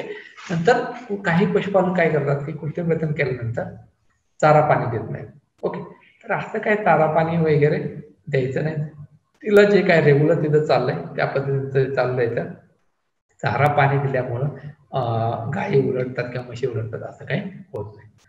नंतर काही ठिकाणी लॉकचं इंजेक्शन, म्हणजे कृत्रिमरेतन केल्यानंतर पशुपालकच म्हणतात त्या डॉक्टरांना की लॉकचं इंजेक्शन असेल तर त्या लॉकचं इंजेक्शन वगैरे तसं काही नसतंय आणि ते उगीच मग तुम्ही स्वतःचा पैसा वाया घालवता. तर अशा प्रकारच्या काही अंधश्रद्धा असतात, तर ते तुम्हाला. नंतर काही जण प्रोजेस्ट्रॉन हार्मोनचं इंजेक्शन देतात, म्हणजे ते गरज नसताना, म्हणजे त्याची गरजच नसते तरी आपण द्यायचं. कशासाठी द्यायचं? आपल्याकडे पैसे जास्त झालेत म्हणून आपल्याला काही गोष्टी माहिती असतील तर त्या पशुवैद्यकाला वाटलं की बाबा गरज आहे तर तो देईल, पण जिथं गरज नाही तिथं असं काही कृत्रिमरेतन केल्यानंतर प्रोजेस्ट्रॉन किंवा लॉक इंजेक्शन द्यायचं नाही. नंतर काही पशुपालक काय असतात की रक्त पडलं म्हणजे गर्भ टाकला म्हणजे कृत्रिमरेतन केल्यानंतर, तर तसं काही नसतंय. तर ते काही कालवडीमध्ये किंवा ज्या पहिल्या ज्या कालवडी असतील त्यांच्यामध्ये अशा पद्धतीने रक्त पडतात, पण पू वगैरे कंटिन्युअसच पडत असेल एक 5-6 दिवस, तर ते त्यावेळेस नक्कीच काहीतरी इन्फेक्शन आहे असं आपण समजू शकू. पण थोडंसं जे रक्त पडतं तर त्याला आणि कृत्रिमरेतन अयशस्वी होण्याचा काही संबंध नाही. ओके. आणि काही पशुपालक जे असतात ते गर्भधारणा तपासणी केल्यानंतर गायी म्हैस गर्भ टाकते असं समजतात, त्यामुळे आम्ही गायी म्हशी तपसून घेत नाही, म्हणजे स्पष्ट सांगतात त्या येणाऱ्या पशुवैद्यकाला. तर तसं काही नसतंय. गर्भधारणा तुम्ही पहिल्या दिवसापासून शेवट जर कंटिन्यू जरी केली तरी कोणत्याही प्रकारचा गर्भ तो गाई म्हैस टाकत नाही. तर त्यामुळे ह्या अशा महत्वाच्या ज्या काही अंधश्रद्धा आहेत तर त्या मला चर्चा करायची होती. म्हणजे ह्या अंधश्रद्धाच आहेत आणि ह्या अंधश्रद्धा आपण नक्कीच दूर केल्या पाहिजेत किंवा या अंधश्रद्धेला आपण बळी पडलं नाही पाहिजे जर आपल्याला कृत्रिमरित्या. ओके. म्हणजे यशस्वी कृत्रिमरेतनामध्ये आपण जनावर, पशुपालक आणि कृत्रिमरेतन तंत्रज्ञ किंवा पशुवैद्यक या तिघांची जबाबदारी आहे आणि हे तिघं मिळूनच या सर्व गोष्टी करू शकतात. तर या सर्व गोष्टी करताना आपल्याला ह्या म्हणजे आपल्याकडे जी काही जनावर असतील, आपल्याकडे ज्या गायी असतील किंवा कालवडी असतील, तर त्याची वंशावळ व्यवस्थित आहे का नाही हे महत्व दिलं पाहिजे. किंवा त्याच्या आईचं उत्पादन किती होतं किंवा त्या सिमेंट स्ट्रॉ आपण वापरतोय त्या आईला, तर त्याचं उत्पादन, त्या बोळूच्या आईचं उत्पादन किती, या सर्व गोष्टी चेक केल्याशिवाय, म्हणजे याच आनुवंशिकता म्हणायचं. जर 20 लिटरची जर गाई असेल आणि 20 लिटरचा गोळ असेल तर आपल्याला पुढे 20 लिटरची कालवड तयार होणार. ओके. म्हणजे अशा पद्धतीचं आपल्याला कॅल्क्युलेशन पाहिजे आणि अशा पद्धतीने आपण जेनेटिक्स किंवा आनुवंशिकता आपल्याला जनावरांमधली माहिती पाहिजे आणि याची योग्य जर काळजी आपण व्यवस्थित रेकॉर्ड ठेवत असेल तर आपल्याला नक्कीच माहिती मिळेल. नंतर दुसरा मुद्दा म्हणजे जनावरांना जे वजन असेल आणि वयात येण्याचा कालावधी. का तर एका वर्षात कालवड तरी संकरित ती मादावाली पाहिजे आणि गाभण राहिली पाहिजे आणि म्हशीमध्ये साधारणतः 1-2 वर्षामध्ये. नंतर हा साधारणतः वेळ किती घेते, म्हणजे प्रजननक्षम होण्यासाठी किती कालावधी घेते. 1-2 मादामध्ये ती गाभण राहणार नाही, पण दुसऱ्या किंवा तिसऱ्या मादामध्ये गाभण राहायला पाहिजे आपली कालवड. आणि जी काही लक्षणं जी कालवड दाखवते किंवा रेडी ती नियमित 21 दिवसाच्या अंतराने दाखवते का हे आपण बघितलं पाहिजे. म्हणजे गाभण राहायच्या अगोदर आपण तिची काळजी व्यवस्थित घेतली पाहिजे. तशीच गाभण राहिल्यानंतर गाभण काळातील सुद्धा आहार व व्यवस्थापन आपलं एकदम चांगलं पाहिजे, जेणेकरून गाभण काळामध्ये तिला कोणत्याही प्रकारचा ताणतणाव येणार नाही आणि ते चांगल्या प्रकारचं सुदृढ वासरू आपल्या गर्भाशयात तयार करेल आणि 9 महिने गायीमध्ये आणि 10 महिने म्हशीमध्ये पूर्ण झाल्यानंतर ती आपल्याला नवीन एक चांगली कालवड आपल्या गोट्यामध्ये तयार करेल. तीच आपली भविष्यातील पुढची गाई, म्हणजे आजची जी कालवड आहे ती आपली भविष्यातील उद्याची गाई. ओके. नंतर ट्रान्झिशन पिरियड मधलं मी सांगितलं की संक्रमण काळात जो की शेवटच्या 2 महिन्यामध्ये जे गायीची जी रिक्वायरमेंट असते, जिला जे चाऱ्याची असेल किंवा खुराकाची असेल किंवा मिनरलची असेल ती थोडीशी वाढलेली असते, का तर आतील जे वासरू आहे त्याची वाढ ते झपाट्याने होत असते. तर ह्या काळामध्ये आपल्याला विशेष काळजी घ्यावी लागते. नंतर प्रसूतीच्या काळामध्ये एक पशुपालक म्हणून आपण एवढंच करायचं की प्रॉपर डिलिव्हरी होते का नाही तेवढं बघायचं. तर डिलिव्हरीमध्ये किंवा प्रसूतीमध्ये काय अडचण असेल तर लगेच पशुवैद्यकांना बोलवायचं आणि ती प्रॉपर डिलिव्हरी करून घ्यायची.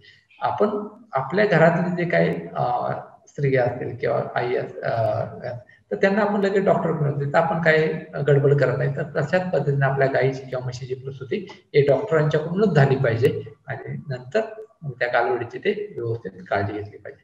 नंतर गाभण गायी जी असेल ती विल्यानंतर आपल्याला एक 60 ते 70 दिवसामध्ये परत गाभण राहायला पाहिजे. यासाठी आपल्या सर्व नोंदी असल्या पाहिजेत. आपली गायी सर्व प्रकारचं लसीकरण, जंत निर्मूलन किंवा इतर जे तिचा शरीर सूचकांक व्यवस्थित राहण्यासाठी सर्व काळजी आपण एक पशुपालक किंवा त्या गायीचा मालक म्हणून घेतली पाहिजे. तर आपल्याला नक्कीच आपल्याला ह्या गायी प्रॉपरली फायदेशीर ठरतात. हा व्यवसाय फायदेशीर ठरतो आणि हा फायदेशीर आपल्याला व्यवसाय कधी ठरेल तर आपण जर नोंदी व्यवस्थित ठेवत असेल. आपण नोंदी ठेवत नाही. आपल्याकडे आता सगळ्यांच्याकडे ऍप मोबाईल आहेत, ज्यांच्यामध्ये अँड्रॉइड मोबाईल आहेत, त्याच्यामध्ये सगळे ऍप्स असू शकतात, जसं धेनूचं पण ऍप आहे. तर अशा पद्धतीचं ऍप जे असतील त्याच्यामध्ये प्रॉपर नोंदी ठेवा आणि नक्कीच आपल्याला यामध्ये फायदेशीर व्यवसाय करण्यासाठी या सर्व गोष्टी करा. याच्यानंतर एक अल्ट्रासोनोग्राफी तंत्रज्ञान आहे, तर त्याच्यामध्ये 30 दिवसाची गर्भधारणा आपल्याला समजतं. ते फक्त गर्भधारणा तपासणी करत नाही तर वंध्यत्व तपासण्यासाठी सुद्धा खूप फायदेशीर आहे. जर आपल्याला सर्वसामान्य पशुवैद्यक ती 60 ते 90 दिवसामध्ये गर्भधारणा आहे का नाही तपासतो, तर आपल्याला सोनोग्राफी तंत्रज्ञानामुळे आपल्याला 30 दिवसामध्ये समजतं. तर हे सोनोग्राफी तंत्रज्ञान आपल्या जिल्ह्याच्या ठिकाणी आहे, तालुक्याच्या ठिकाणी आहे किंवा इतर आपले जे महाविद्यालय आहेत, पशुवैद्यकीय महाविद्यालय आहेत जे महाराष्ट्रातील 6, तर त्या 6च्या 6 पशुवैद्यकीय महाविद्यालयात हे अल्ट्रासोनोग्राफी तंत्रज्ञान आहे. फक्त आपली डिमांड वाढली पाहिजे. आपल्या जो काही आपले लोकप्रतिनिधी असतील त्यांच्याकडे आपली डिमांड राहिली पाहिजे की आपल्या शेजारच्या दवाखान्यात अल्ट्रासोनोग्राफी मशीन उपलब्ध आहे का, आणि नसेल तर आपण ती डिमांड आपल्या लोकप्रतिनिधींच्याकडे करून आपल्या दवाखान्यात ते मशीन आलं पाहिजे आणि आपला जो काही प्रजननक्षम जो आपला जनावर आहे तर ती जनावर आपली चांगली राहतायत का याची आपण काळजी घेतली पाहिजे. ओके. तर अशा पद्धतीने मी एक जनरल आपण गाई म्हशीमध्ये कृत्रिम अयशस्वी होण्याची कारणे व उपाय दोन्ही सांगितलेले आहे. का तर आता आपल्याला माहिती आहे आपल्याला हा व्यवसाय जो आहे हा व्यवसाय फायदेशीर करायचा आहे. या व्यवसाय फायदेशीर करत असताना मला वर्षाला एक वेळ हे आलंच पाहिजे आणि आपला जो उत्पादनावरचा तो खर्च आहे तो कमीच झाला पाहिजे. त्याच्यामुळे आपल्याला उत्पादन जे आहे ते दुधातून किंवा चांगल्या कालवडी तयार करून आपल्याला एकंदरीत आपलं उत्पादन नक्कीच वाढणार आहे. आणि ओव्हरऑल आपल्याला ज्या काही गोष्टी आहेत अयशस्वी कृत्रिम करण्याच्या त्याबाबत मी सांगितलेलं आहे. गायी, पशुपालक आणि कृत्रिम तंत्रज्ञ आणि जे जबाबदार आहेत तर ते अयशस्वी होण्याची कारण आहेत. त्याच्यामुळे याबद्दल तुम्ही व्यवस्थित लक्ष ठेवा आणि डोळे उघडून हा व्यवसाय करायचा. हा व्यवसाय आता सध्या फायदेशीर नाहीये जर तसं बघितलं तर हा व्यवसाय फायदेशीर करण्यासाठी ज्यांच्याकडे उत्पादन खर्च कमी यांच्याकडे नक्कीच हा व्यवसाय फायदेशीर आहे. पण ज्यांच्याकडचं उत्पादन खर्च जास्त आहे त्या लोकांच्याकडे हा व्यवसाय फायदेशीर नाही. तर पुनश्च माझी सर्वांना एक कळकळीची विनंती आहे की आपला हा व्यवसाय जर फायदेशीर करायचा असेल तर आपल्याला कृत्रिमरित्या यशस्वी झालं पाहिजे आणि कृत्रिमरित्यानंच केलं पाहिजे आणि सिद्ध वळूपासूनच कृत्रिमरित्यानं केलं पाहिजे. या सर्व गोष्टी आपण आपल्या येणाऱ्या पशुवैद्यकाला किंवा कृत्रिम तंत्रज्ञ यांच्याकडे आपलं व्यवस्थित रेकॉर्ड असलेल्याच कृत्रिम केलं करून घ्यायचंय आणि उगीच जे काय कृत्रिम करताना ज्या काही काळजी घ्यायच्या आपली स्वतः पशुपालक म्हणून एक गायी म्हशीचा मालक म्हणून हे आपण व्यवस्थित घ्यायची आणि आपला व्यवसाय फायदेशीर व्हावा यासाठी नेहमीच आम्ही आपल्या नेहमी मदतीसाठी असू. तसंच आपले जे धेनू ॲप आहे ते सुद्धा आपल्याला जे काही रेग्युलर काही चर्चा घडून आणत असेल तर मला वाटतं मी मॅक्झिमम मला ज्या गोष्टी सांगितल्या त्या सांगायच्या होत्या त्या कव्हर केलेल्या आहेत. जर काही प्रश्न असतील पशुपालकांचे तर कृपया. सर नक्कीच आपल्या अनुभवातून, आपल्या या माहितीतून, या वेबिनार मधून आमच्या शेतकरी बांधवांना खूप फायदा होईल अशी मी आशा करतो. धन्यवाद सर, खूप खूप धन्यवाद सर. यानंतर आपण प्रश्न उत्तर घेऊयात. सर पहिला प्रश्न मला आपल्याला असा विचारावासा वाटतो की गायी व म्हशीच्या माजाची नेमकी लक्षणे काय सांगता येतील, एकदम थोडक्यात काय सांगता येईल? लक्षणं म्हणजे एक महत्वाचा मुद्दा म्हणजे गायी बेचैन होते, दुधाचं उत्पादन कमी होतं किंवा मागचा पाठीचा जो भाग आहे किंवा जननेंद्रियाचा भाग आहे तो फुगीर होतो, त्यातून काही सोट जो असतो तो सोट जो चकचकीत दिसतो किंवा गायी इतर जनावरांवर उडते. तर अशा पद्धतीची महत्वाची लक्षणे आहेत. ते सर्वसामान्य पशुपालक जर तुमच्याकडे मुक्त गोठा असेल तर नक्कीच दाखवते, पण जिथं मुक्त गोठा नसेल तर तिथं पशुपालकांना व्यवस्थित नोंदी पण ठेवाव्या लागतात आणि अशा पद्धतीने जर केलं तर हे माजाचं लक्षणं नक्की ओळखू शकतो. Okay sir. त्याच्यानंतर सर दुसरा प्रश्न असा आहे की गायी माजावर येण्यासाठी काही उपाययोजना करणं गरजेचं असतं का? गायी म्हणजे माजावर येण्यासाठी म्हणजे गायीचा शरीर सूचकांक चांगला पाहिजे. गायीचं जर आरोग्य व्यवस्थित असेल तर ते माजावर येईल. गायीला जर व्यवस्थित पालन पोषण नसेल, गायीला प्रॉपरली खुराक नसेल, मिनरल मिक्सचर प्रॉपर नसेल, जंत निर्मूलन प्रॉपर नसेल, गायी इतर कुठल्या आजाराने एकुंडीने वगैरे आजारी पडले असेल तर नक्कीच ती माजावर येणार नाही. अशा वेळेस आपल्याला माजावर आणण्यासाठी इतर हार्मोनची इंजेक्शन वगैरे वापरायला लागतात. तर ते जर टाळायचं असेल, जे गायी वेल्यानंतर 8 दिवसानं नक्कीच माजावर येते जर आपलं व्यवस्थित सर्व आरोग्य जर गायीचं व्यवस्थित असेल तर. आणि रेग्युलर डॉक्टरांना आपण नक्की फक्त उपचारासाठी बोलवतो. तर गायी माजावर येत का नाही एवढे बघण्यासाठी सुद्धा आपण पशुवैद्यकांना बोलवा आणि गर्भाशयाची तपासणी करून नंतर मग त्यांना विचारून मग उपचार करा. नाहीतर काय झालंय आता बरेचसे लोक असतात की मी सांगतो असं उपचार कर, तसा उपचार कर, तर कृपया तसं काही करू नका. पशुवैद्यक आहेत त्यांना त्यांचं काम करू द्या. आपलं काम आपल्या गायीची आरोग्य व्यवस्थित ठेवूया आणि जर गाभण माजावर येत नसेल तर आपण पशुवैद्यकांची तपासणी केल्यानंतरच आपण त्यांना त्या मार्गदर्शनाखाली आपल्याला उपचार करायचा. Okay sir. त्याच्यानंतर सर तुम्हाला नंतरचा प्रश्न असा विचारावासा वाटतो की सर गाय गाभण न राहण्यामागची नेमके ह्या 2 कारणामागे कोणते कारण महत्वाचे? चाऱ्यामुळे गाय गाभण राहत नाही की व्यवस्थापनामुळे? दोन्ही गोष्टी महत्वाच्या आहेत. म्हणजे चारा म्हणजे कसं आहे की तिला जे रिक्वायर्ड जे न्यूट्रिएंट्स आहेत म्हणजे तिला दैनंदिन तिची गरज, स्वतःची गरज म्हणजे स्वतःचं आरोग्य व्यवस्थित असेल तर ते मात दाखवणार आहे. दुसरं जे असेल ते म्हणजे चाऱ्यामधून किंवा तिचं जे पालन पोषण असेल ते दूध पण तयार करते. ओके, म्हणजे तिला दुधाचा पण तणाव आहे, म्हणजे तिला दूध सुद्धा तयार करायचंय, त्याच्या वासरासाठी तयार करायचं ते आपण काढतोय. ओके, म्हणजे ते दूध तयार करताना त्याच्या शरीराची जी काही झीज होती ती भरून काढण्यासाठी पण आपल्याला जे काही खुराक असेल किंवा जे काही चारा असेल तो आपल्याला द्यायचा आहे. हिरवा असेल, वाळलेला असेल तर सर्व द्यायचा आहे. आणि ते झाल्यानंतर ऍडिशनल दूध जर जास्त देत असेल तर त्याला जो ऍडिशनल राशन आहे ते आपल्याला दिला पाहिजे. म्हणजे हा झाला चाऱ्याचा. आणि व्यवस्थापनाचा म्हणजे आपला गोठा एकदम स्वच्छ टापटीप, स्वच्छ म्हणजे रोज सकाळ संध्याकाळ धुवायचं नाही.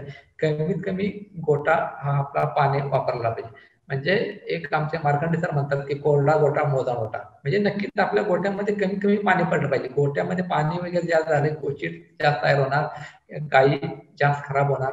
म्हणजे व्यवस्थापन जे आहे ते व्यवस्थापन तुमचं गोठ्याचं व्यवस्थापन असेल, गायीचं जतन असेल, गायीचं लसीकरण असेल, ह्या सर्व गोष्टी व्यवस्थापनामध्ये येतात. गायी कमीत कमी आजारी पडल्या असेल, गायीचं आरोग्य व्यवस्थित असेल आणि गायीचा आहार व्यवस्थित असेल तर गायी नक्कीच मातावर येईल. त्यामुळे आहार आणि व्यवस्थापन हे दोन्ही चाकं प्रॉपर असेल तर आपली गायी व्यवस्थित मात दाखवेल किंवा उलटणार नाही.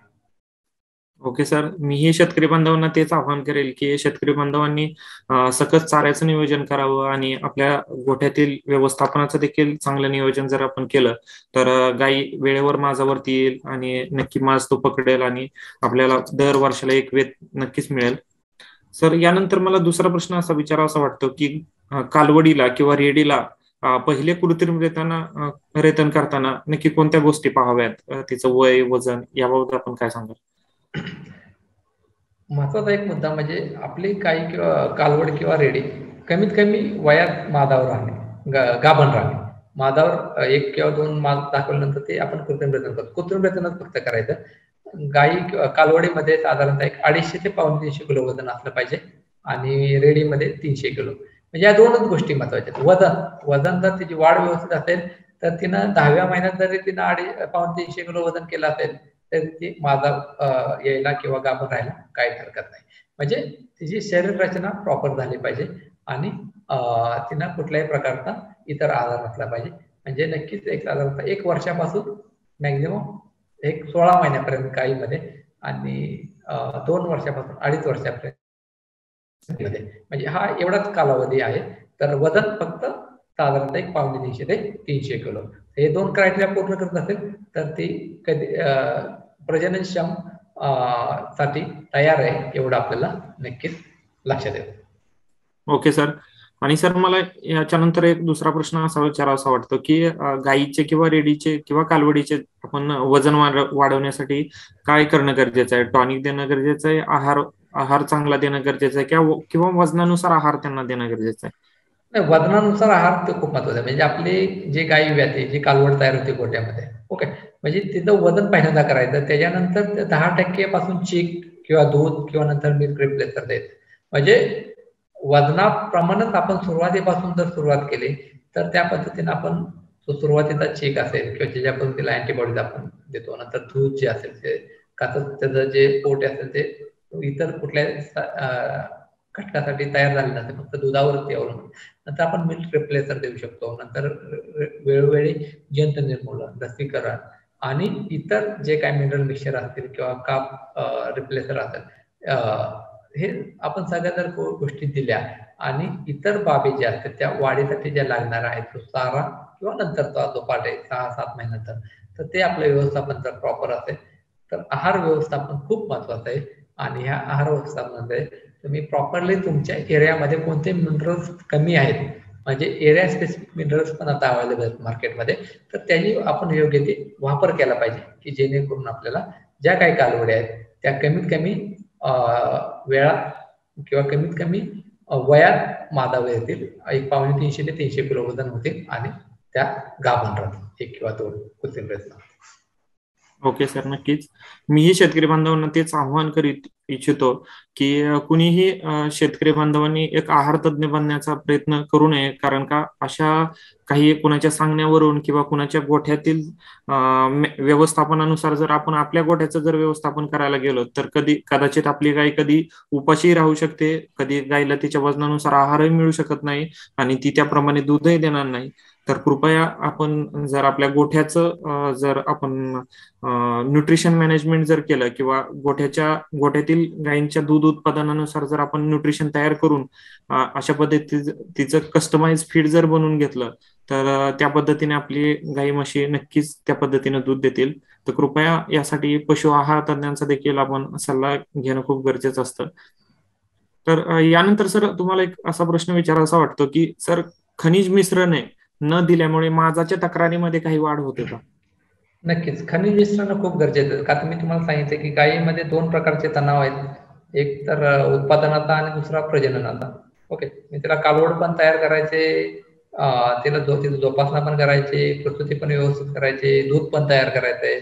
या दोन्ही गोष्टीचा ताणतणाव शरीराची खूप झीज होते. जे काही कॅल्शियम असेल, फॉस्फरस असेल किंवा जे काही मिनरल्स असतील, कॉपर, कोबाल्ट, झिंक, सेलेनियम किंवा काही विटॅमिन्स असतात AD3, ह्याची सर्व गरज असते तिच्या ओव्हरऑल दूध उत्पादनासाठी किंवा प्रजनन क्षमता व्यवस्थित राहण्याकरता. तर एक साधारणतः ह्या गोष्टी खूप गरजेच्या आहेत आणि आपण एक पशुपालक म्हणून, एक सुज्ञ पशुपालक म्हणून आपल्याला माहिती पाहिजे की आपल्या जमिनीमध्ये कुठल्या मिनरल्सची डेफिशियंट आहेत किंवा आपल्या काही आता कसा आपला जो महाराष्ट्र आहे तो विविध नटलेला आहे. म्हणजे कोकणामधल्या जमिनीमध्ये काही न्यूट्रिएंट्स कमी जास्त असतात, खानदेशामध्ये पश्चिम महाराष्ट्रात, मराठवाड्यात किंवा विदर्भात. म्हणजे ह्या सर्व गोष्टीचा अभ्यास करून आपल्या जे काही जमिनीमध्ये ते चाऱ्यामध्ये येणार आहे आणि आपल्या चाऱ्यामध्ये जे काही येत असते ते चाऱ्यामधलं जो घटक असतील तर ते कुठल्या प्रकारचे डेफिशियंट नाहीत का, मग त्यापासून आपल्याला ऍडिशनल मिनरल्स मधून किंवा मिनरल मिक्सचर मधून किंवा इतर खुराकामधून आपण ते देऊन आपण ते डेफिशियन्सी कमी करू शकतो आणि आपल्या गाईचं किंवा म्हशीचं आरोग्य व्यवस्थित ठेवू शकतो. आणि एकदा आरोग्य व्यवस्थित असेल तर नक्कीच प्रजनन व्यवस्थित राहतं. ओके सर, यानंतर मला असा प्रश्न विचारायचा आहे की असंतुलित दर्जाचा किंवा सतत एकाच प्रकारचा जर आपण चारा जनावराला दिला किंवा गिन्नी गवत असेल किंवा ऊसाचे वाडे असेल किंवा ऊस असेल, असा सतत प्रकारचा जर आपण जनावराला चारा दिला तर त्याच्यामुळे प्रजनन संस्थेवरती काय विपरीत परिणाम होतात? नक्कीच खूप विपरीत परिणाम होतो. कारण ऊसाचं वाढ तर एकदम हानिकारक आहे. ऊसाचं वाढ किंवा ऊस हा जनावरांचा आहार नाहीये. ओके, तर जनरली आपल्या पश्चिम महाराष्ट्रात किंवा ह्या जिथं ऊसाचं उत्पादन जास्त होते तर तो आहार म्हणून वापरला जातो. कृपया आपण एक जर शुद्ध पशुपालक असाल कृपया असं करू नका. आपला जो काही मका असेल, नंतर ज्वारी असेल किंवा इतर नेपियर प्रकारचे गवत आहेत, अशा प्रकारचं गवत वापरा की जेणेकरून आपल्या गाईचं जे काही पोषकता असेल, आपल्या जे काही आपण चारा देतो त्याची पोषकता चांगली असेल आणि गाईची झीज कुठल्या प्रकारची होणार नाही. शरीरामध्ये तिला जे रिक्वायर्ड घटक आहेत ते वेळोवेळी मिळतील आणि आपली गाई तंदुरुस्त राहील का तर त्याला फक्त आपण प्रॉपर आहार दिल्यामुळे. आणि हे आहार प्रॉपर न देण्याची कारण म्हणजे आपण अशा प्रकारचं ऊसाचं वाढ वगैरे घेतो. ठीक आहे, आपण हा ऊसाचं वाढ वगैरे आपल्याला इमर्जन्सी म्हणजे आपल्याला चारा उपलब्धच नाही अशा वेळेस वापरू शकतो. पण त्यावेळेस चुन्याची निवळी वगैरे टाकून किंवा ऍडिशनल मिनरल मिक्सचर देऊन आपण जे काही घटक त्याच्यामधून कमी पडतात किंवा जे काही घटक ते ऑक्झॅलेट जे असते ते ऑक्झॅलेट कॅल्शियमला बाइंड करून त्या गाईच्या किंवा म्हशीमधलं कॅल्शियम लघवीवाटे बाहेर टाकतात. तर त्यावेळेस मग आपण हे ऍडिशनल गोष्टी आपण त्यावेळेस दिल्या पाहिजे. Okay sir. सर, अजूनही काही पशुपालक असतील, काही दुग्ध व्यावसायिक असतील, ते खनिज मिश्रणे वापरत नाहीत, ते संतुलित पशु आहारावरतीच अवलंबून असतात. तर संतुलित खनिज मिश्रणे वापरत नाहीत, तर आपण त्या पशुपालकांना काय संदेश द्याल किंवा खनिज मिश्रणे किती प्रमाणात त्यांनी दररोज वापर करणे गरजेचं आहे? नाही, खनिज मिश्रणाची आवश्यकता आहेच. खनिज मिश्रण आपण कमीत कमी 50 ग्रॅम पर गाईला दिलं पाहिजे. आणि ते खनिज मिश्रण आपण मगाशी सांगितल्याप्रमाणे एरिया स्पेसिफिक मिनरल्स आता मार्केटमध्ये अवेलेबल आहेत. तर अशा प्रकारची एरिया स्पेसिफिक मिनरल्सच वापरली पाहिजेत जेणेकरून आपल्याला जे काही डेफिशियंट घटक आहेत, आपले जे काही कॅल्शियम असेल, फॉस्फरस, मॅग्नेशियम, कोबाल्ट, कॉपर किंवा इतर सेलेनियम, झिंक असेल, तर अशा पद्धतीचं योग्य जे मिनरल जे आपल्या एरियासाठी रिक्वायर्ड आहे किंवा ज्यांना शासनानं सांगितलेलं आहे अशा पद्धतीचं आपल्याला मिनरल मिक्सचर आपल्या गायींना किंवा ज्या कालवडींना 100% आपण दिलंच पाहिजे. Okay sir.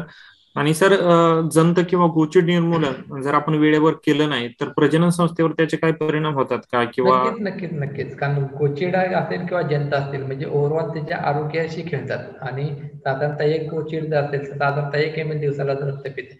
म्हणजे आपल्या शरीरातलं रक्त गाईच्या म्हशीतलं कमी झालं म्हणजे नक्कीच तिचे आरोग्यावर विपरीत परिणाम होतो किंवा इतर जे काही गोचिड ताप वगैरे आजार होऊ शकतात. किंवा जर जंत पोटात असेल तर ते ओव्हरऑल ते काही जे अन्न घटक जे असतील ते अन्न घटक त्याच्या शरीराच्या रक्तात यायच्या अगोदर ते पोटातूनच त्या आतड्यातूनच काढून घेतात. त्याच्यामुळे जंत निर्मूलन आणि गोचिड निर्मूलन हे आपण दैनंदिन केलंच पाहिजे आणि त्याचा प्रॉपरली चार्ट आपल्या गोट्यामध्ये असला पाहिजे. आणि अशा पद्धतीने जर आपण गेलं तर आपण गाईचं आरोग्य व्यवस्थित ठेवू शकतो. आणि गाईचं आरोग्य जर चांगलं असेल तर नक्कीच प्रजनन तिच्यापासून आपल्याला चांगलं मिळेल. Okay sir. सर, काही शेतकऱ्यांचं असं म्हणणं असतं की सर मी जंत निर्मूलन देखील करतो, त्याच्यानंतर गायचे रक्त, लघवी, शेण तपासणी देखील करतो, तसेच मी चांगला पशु आहार देखील वापरतो, एवढं सगळं करूनही गाय गाभण राहत नाही. या प्रश्नाला आपण काय उत्तर द्याल? नाही, गायीचं आरोग्य व्यवस्थापन एक महत्वाचा भाग आहे आणि प्रजनन व्यवस्थापन हा दुसरा भाग आहे. म्हणजे गायीचं आरोग्य चांगलं हे चांगली गोष्ट आहे, पण प्रजनन व्यवस्थापनामध्ये एक वेगळे घटक आहेत की स्त्री बीज प्रॉपरली सुटतंय का, प्रॉपरली माल दाखवतोय का, नंतर तिला गर्भाशयामध्ये कुठला विकार आहे का, या सर्व गोष्टी त्यासाठी डिपेंड करतात. आणि प्रजनन व्यवस्थापन हा एवढा किचकट विषय की तो सहजासहजी न सुटणारा विषय. आणि कमीत कमी आपल्या गोट्यामधल्या 40% गायी पहिल्या मादात गाभण राहिल्या पाहिजे, एवढी काळजी घ्या. एवढं जरी केलं आपण तरी खूप झालं, एवढं मी तुम्हाला शाश्वत देतो. फक्त आपल्या गायीचं आरोग्य व्यवस्थित ठेवा, प्रजनन व्यवस्थापन चांगलं राहील. ओके सर, नक्कीच आमचे पशुपालक या सूचनांचं पालन करतील. आणि सर, एक आपल्याला प्रश्न असा विचारायचा वाटतो की सर, कृत्रिम रेतन केल्यानंतर किंवा वळू गायला दाखवल्यानंतर काही पशुपालक गाय असेल किंवा म्हैस असेल ते झाडाला बांधून ठेवतात. म्हणजे दिवसभर ती गाय झाडाला बांधलेली असते, तोंडातून तिच्या फेस निघत असतो. आणि तर हे खरंच करणं योग्य आहे का? आपले महाराष्ट्रभरातले खूप शेतकरी आपला हा लाईव्ह प्रोग्राम पाहत आहेत, तर आपण काय संदेश द्याल? हे मी मगाशी सांगितलं की एक अंधश्रद्धा आहे आणि आगोरी प्रथा आहे. तर कुणी अशा अंधश्रद्धेला बळी पडू नये आणि आपलं जनावर काय बोलत नाही म्हणून आपण त्याच्यावर अशा आगोरी ते कुणी करू नये. तर हे एकदम चुकीचं आहे. आणि आपण बोलताना बोलला की वळू लावणे, पण वळू पण लावू नका, फक्त कृत्रिमरित्यानंच करा आणि त्याला दाबून किंवा टांगून ठेवू नका. आपल्याला जर चांगलं उत्पादन पाहिजे असेल तर अशा अंधश्रद्धा किंवा आगोरी प्रथाला नक्कीच तुम्ही बगल द्या. ओके सर, महाराष्ट्रभरातील शेतकरी बांधवांना मी एक विनंती करतो की कृपया आपली गोमाता आहे त्या गोमातेला असं कुठल्याही पद्धतीचं वर्तन तिच्या सोबत करू नका.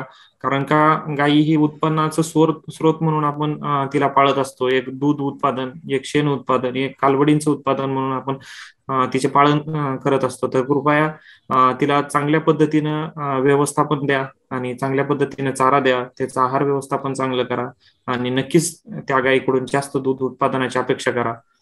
सर, तुम्हाला शेवटचा प्रश्न विचारायचा वाटतो की सर, कृत्रिम रेतन केल्यानंतर गायींना वाळला चारा द्यावा, ओला चारा देऊ नये, हे देखील खूप शेतकऱ्यांच्या तोंडून ऐकलं जात आहे. तर आपण काय सांगाल? एकच महत्वाचा मुद्दा आहे की ओळा द्या, वाळेल द्या, त्यामध्ये काहीच नाही. फक्त ऊसाचं वाढ किंवा इतर जे घटक आहेत त्याच्यामध्ये प्रॉब्लेम होऊ शकतात. तर अशा फक्त देऊ नका.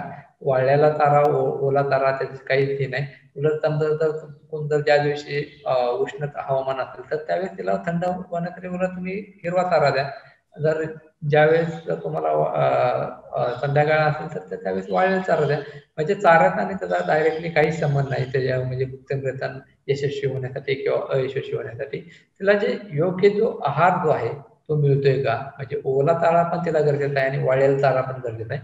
तर दोन्ही चाऱ्याचं मिश्रण जरी दिलं तुम्ही किंवा TMR बेसिस पद्धतीने जरी तुम्ही तिला चारा दिला तरी खूप चांगल्या पद्धतीनं तिला आपला रिझल्ट मिळू शकतो आणि आपलं ओव्हरऑल तिचं आरोग्य आणि प्रजननक्षम आरोग्य चांगलं राहू शकतं. ओके सर, नक्कीच. आणि शेवटी जाता जाता तुम्हाला एक प्रश्न असा विचारावा असा वाटतो सर, गायीचे रक्त असेल, गायीची लघवी असेल, गायीचं दूध असेल किंवा शेण असेल, हे जर आपण प्रयोगशाळेत तपासणी केलं तर त्याबद्दल आपल्याला काय रिपोर्ट्स मिळतात किंवा त्याच्यामधून काय फायदे होतात, काय सांगा? नाही, साधारणतः वर्षातून एकदा शेण तपासणी, रक्ताची तपासणी, नंतर आपला जो काही चारा असेल चाऱ्याची तपासणी, ते तुमचं खाद्य असेल किंवा मिनरल मिक्सर असेल तर त्यामध्ये घटक तर असतात. त्यामुळे रक्त, शेण, लघवी हे तीनाची तपासणी वर्षातून एकदा तरी करावीच आणि जेणेकरून आपला कुठला आजार होणार नाही याच्याकडे काळजी घ्यायची. म्हणजे आजार झाल्यानंतर आपण जे काही उपचारावर खर्च होतो तो खर्च आपण कमी करू शकतो.